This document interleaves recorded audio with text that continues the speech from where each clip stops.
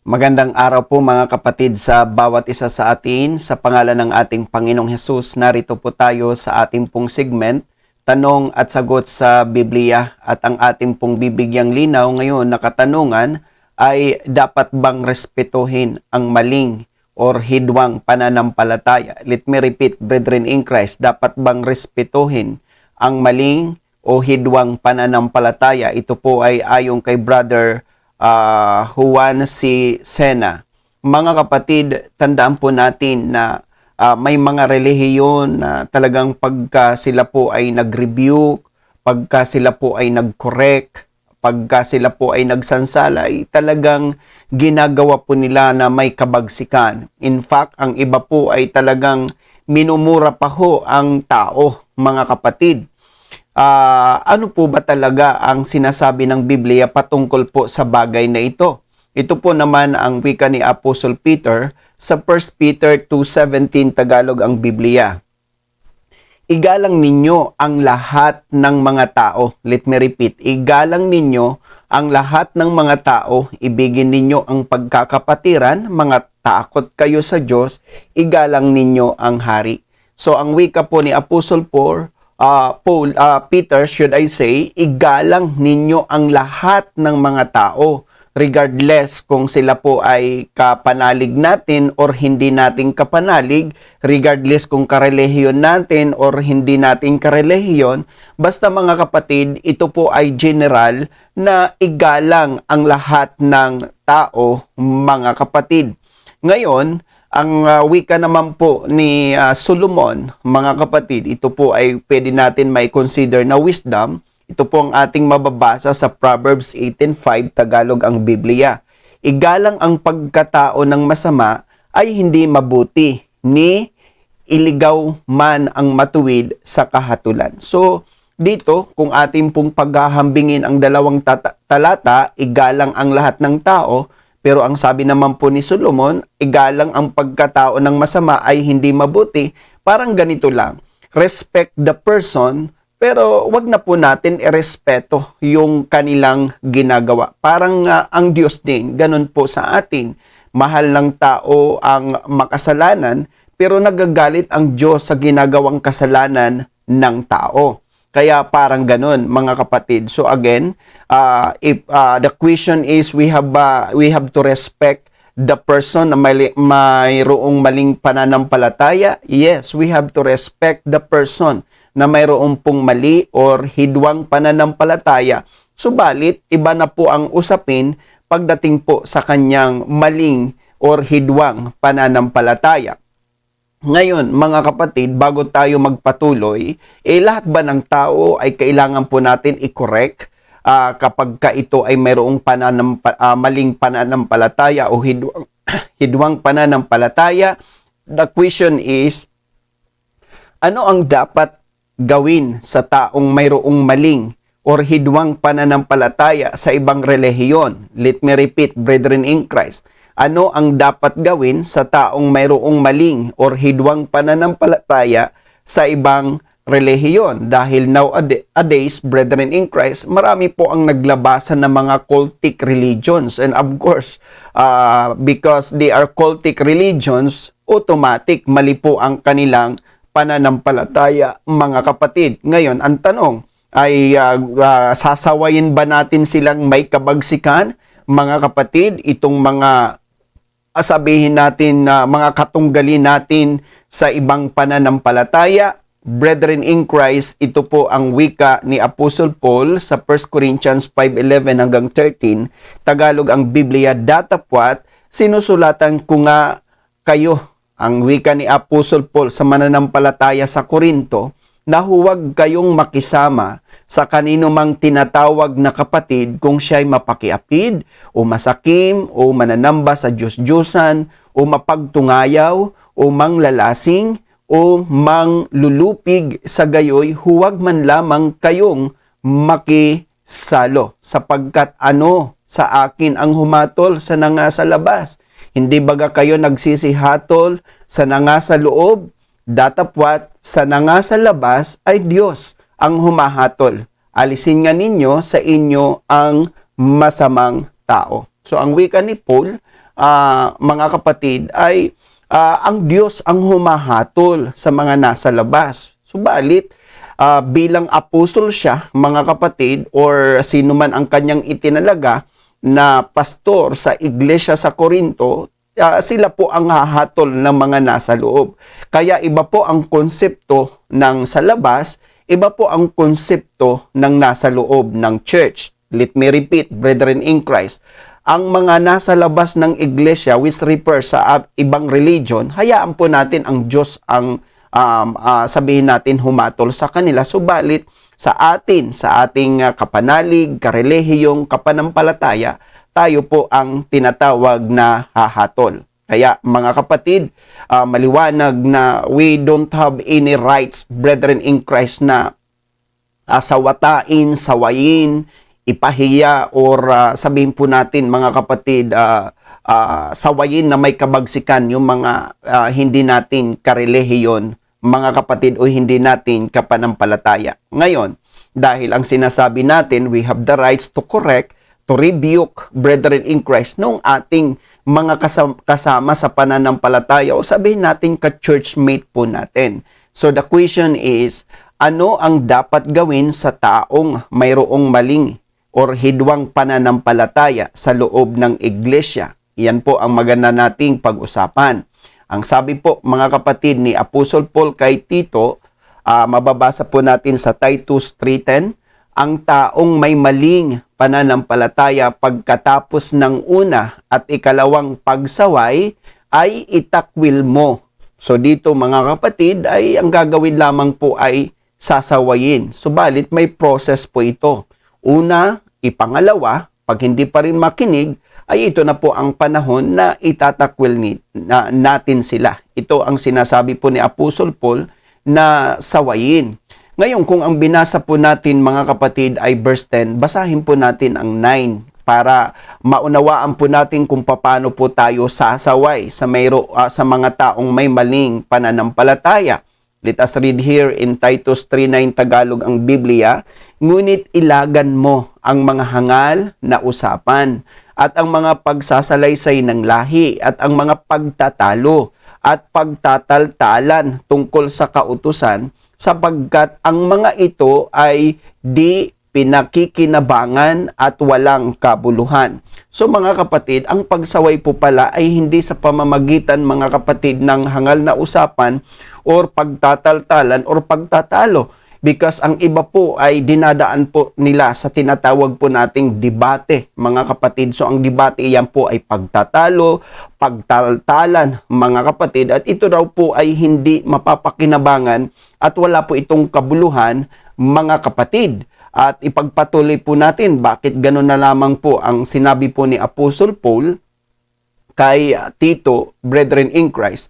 Ito rin po ay ibinilin niya at ipinalaala niya kay Timothy, brethren in Christ. Basahin po natin sa 2 Timothy 2:14 Tagalog ang Biblia. Ipalaala mo sa kanila ang mga bagay na ito na sila'y pagbilinan sa paningin ng Panginoon, na sila'y huwag makipagtalo tungkol sa mga salitaan na hindi mapapakinabangan sa ikapapahamak ng mga nakikinig. So, kaya po pala, ipinagbabawal po yung pakikipagtalo, pakikipagtaltalan, brethren in Christ, or pakikipag-usap ng walang kabuluhan, dahil ito mga kapatid ay hindi mapapakinabangan ng mga nakikinig. Manapay, ito po ang ikapapahamak pa ng mga taong nakikinig, brethren in Christ. At dagdag pa ho, mga kapatid, sa sinabi po ni Apostle Paul kay Timothy, mababasa naman po natin ito sa 2 Timothy 2:23 hanggang 26 Tagalog ang Biblia. Ngunit tanggihan mo ang mga usapang walang kabuluhan at hangal.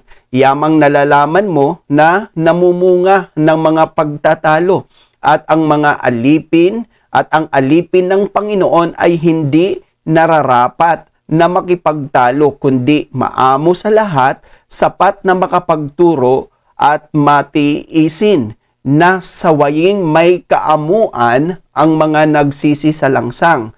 Baka sakaling sila'y pagkalooban ng Diyos ng pagsisisi sa ikaaalam ng katotohanan at sila'y makawala sa silo ng dyablo na bumihag sa kanila ayon sa kaniyang kalooban. So maliwanag mga kapatid na kapag mayroong taong maling pananampalataya ay sawayin po nating may kaamuan. Dahil again, kapag ito ay sinaway natin na may kabagsikan, mga kapatid, hindi po ito magpapakatino sa kanila pong kamalian, mga kapatid. Kaya ang sinasabi po dito ni Apostle Paul kay Timothy, tanggihan ang mga usapang walang kabuluhan at hangal. Iyamang nalalaman mo na namumunga ng mga pagtatalo. Kaya kita nyo po sa ating panahon ngayon, kung mayroon pong mga debatihan, religion against religion, brethren in Christ. Kumbaga, makikita po natin, hindi po dapat idinadaan sa debate, hindi po dapat idinadaan sa pakikipagtalo, hindi po natin idinadaan dapat sa pakipagtaltalan dahil ang wika nga po ni Apostle Paul kay Timothy ay sawayin na may kaamuan ang mga nagsisisalangsang, baka sakaling sila'y pagkalooban ng Diyos ng pagsisisi sa ikaalam ng katotohanan at sila'y makawala sa silo ng dyablo na bumihag sa kanila ayon sa kanyang kalooban, mga kapatid. Kaya sa mga totoong tagapangaral ng salita ng Diyos, if ever na mayroon po mga kapatid na sabihin natin lumitaw sa church na mayroon pong maling pananampalataya, sawayin po natin silang may kahinahunan, may kaamuan, dahil again, baka pagkalooban sila ng Diyos na matuto, mga kapatid.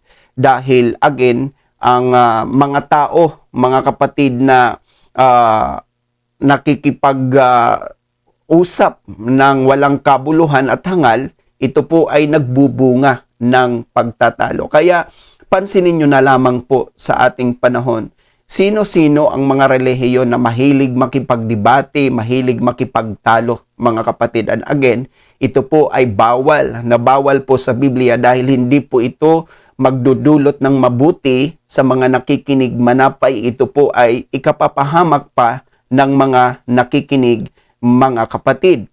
Ngayon, ipagpatuloy natin, admitted naman po ni Apostle Paul na talagang mayroon pong mga lilitaw na mayroon pong maling pananampalataya sa loob po ng iglesia. At ito po ang wika ni Apostle Paul sa 1 Corinthians 11:18 hanggang 19, Tagalog ang Biblia, sapagkat una-unay nababalitaan ko na kung nagkakatipon kayo sa iglesia, ay mayroon sa inyong mga pagkakabahabahagi at may kaunting paniniwala ako sapagkat tunay na sa inyo'y mayroong mga hidwang pananampalataya upang yaong mga napatunayan na ay mga hayag sa inyo. So, brethren in Christ, ay talagang sa panahon pa lang po ng early church, brethren in Christ, ay mayroon na po talagang lumilitaw from the church, mga kapatid, na mayroon pong hidwang pananampalataya o maling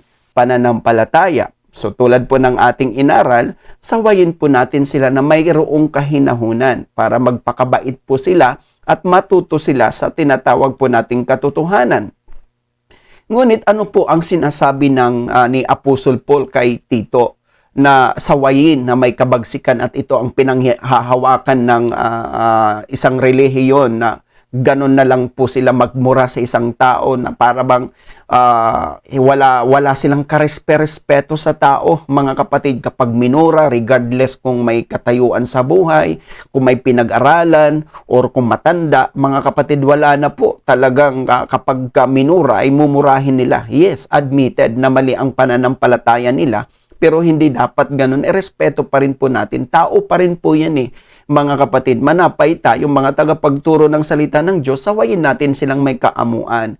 Baka po sila ay matuto. Yun po ang sinasabi ng Bible. In particular, sa labas po ng ating church, brethren in Christ, kapag pinag-uusapan po natin ang ibang relihiyon, mga kapatid, who we are to judge them?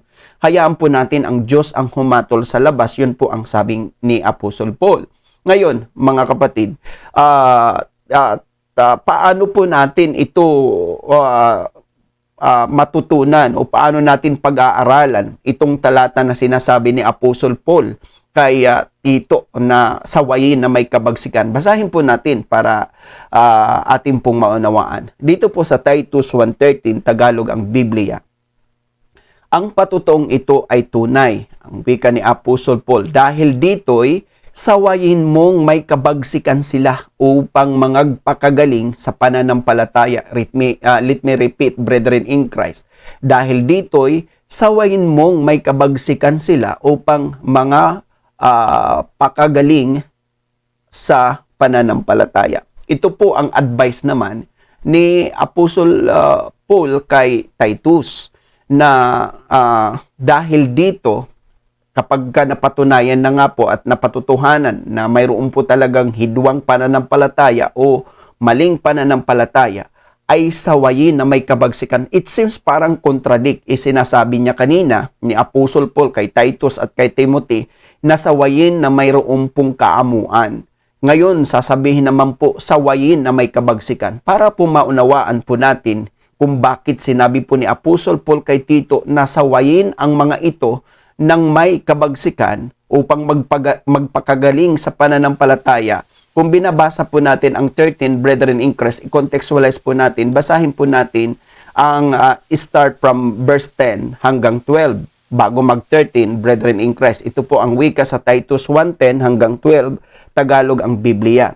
Sapagkat may maraming mga suwail na mapagsalita ng walang kabuluhan at mga mandaraya, lalong-lalo na yaong mga sa pagtutuli, na ang kanilang mga bibig ay nararapat matikom, mga taong nagsisipanggulo sa buong mga sambahayan, na nangagtuturo ng mga bagay na di nararapat dahil sa mahalay na kapakinabangan.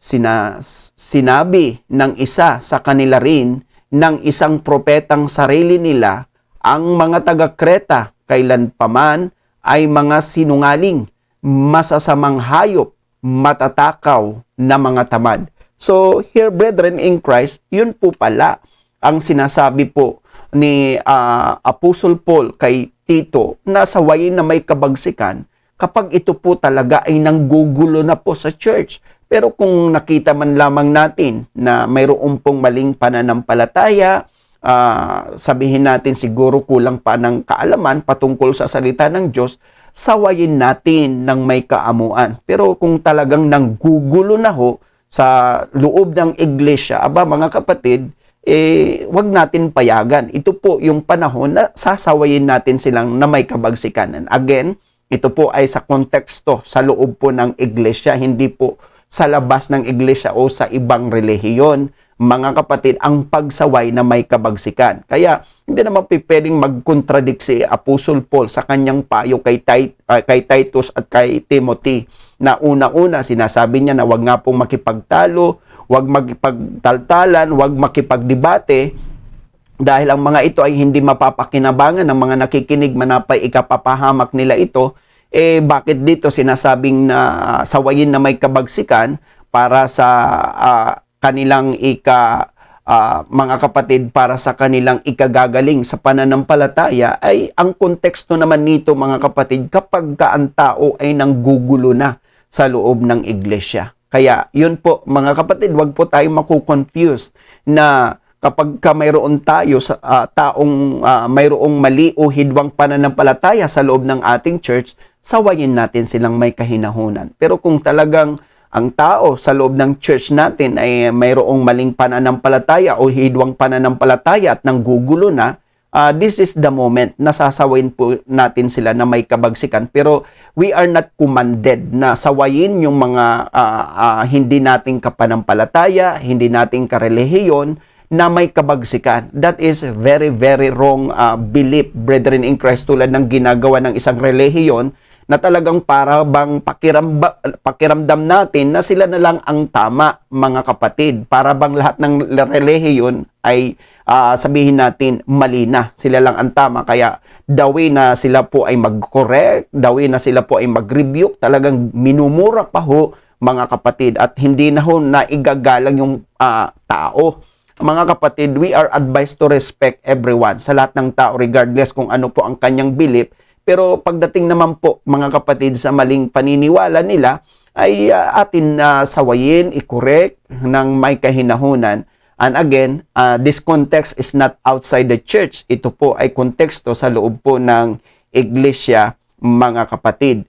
Kaya ito pa ho ang bilin ni Apostle Paul kay Timothy sa 1 Timothy 4:16, Tagalog ang Biblia.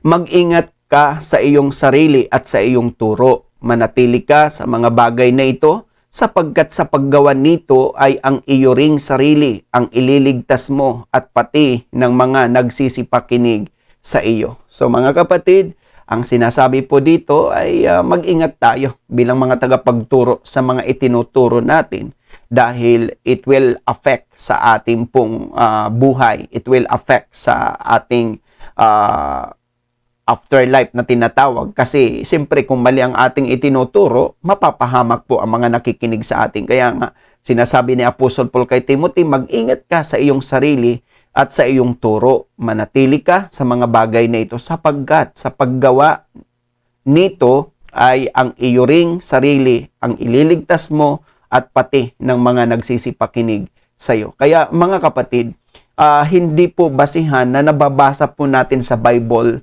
ang tulad po ng sawayin na may kabagsikan, i-apply na po natin lahat. We have to understand the context kung kanino po ito dapat igawad at isagawa. Ito po ba ay applicable sa lahat ng tao or applicable lang po ito para sa mga tao na nasa loob po ng church? Kaya yun po ang dapat natin maunawaan. Mga kapatid, tandaan po natin, we have to respect sa lahat po ng tao. At yung mga taong nasa labas, yung mga ibang relihiyon, mga kapatid, hayaan na lang po natin sila sa Diyos. At ang Diyos kasi ang humahatol sa labas, o mga taong nasa labas. Pero yung mga nasa loob, sawayin natin na may kahinahunan. Pero kapag ito ay nanggugulo na, iba na po ang usapan. Kailangan na po natin silang sawayin na may kabagsikan, mga kapatid. Kaya ang ating conclusion, sawayin ng may kahinahunan, subalit kapag nanggugulo, sawayin na may kabagsikan. Let me repeat. Sawayin na may kahinahunan, subalit kapag nanggugulo, sawayin na may kabagsikan. Again, this is the context inside the church. This is not the context outside the church. And I hope that I answered the question, brethren in Christ, dapat bang respetuhin ang maling hidwang pananampalataya? Let me repeat, dapat bang respetuhin ang maling or hidwang pananampalataya? Ayon kay Brother Juan C. Sena, brethren in Christ, tulad ng ating inaral, respeto natin ang tao. Pero pagdating po sa maling pananampalataya o hidwang pananampalataya, sawayin natin silang may kahinahunan. Pero kung talagang nanggugulo na sa loob ng iglesia or church, ito na po ang pagkakataon na sasawayin natin sila na may kabagsikan. And I hope na minsan pa tayo ay napagpala sa ating pong segment, tanong at sagot sa Biblia. If ever na tayo po ay may mga katanungan, don't hesitate to comment your question para sa mga susunod po nating pagtatalakay ay bibigyan po natin ng sagot ang inyong katanungan. Mga kapatid, kung hindi pa ho tayo nagsusubscribe sa ating YouTube channel, it's about time to subscribe at paki-press na rin po ng bell button para po kayo ay manonotify every time na may i-upload po tayo na video. Dahil doon po sa ating YouTube channel, marami pa hong pagtuturo ng tulad nito ang ating pong mapag-aaralan. Mga kapatid, salamat po sa inyong panahon at oras. May God bless us all and thank you for watching.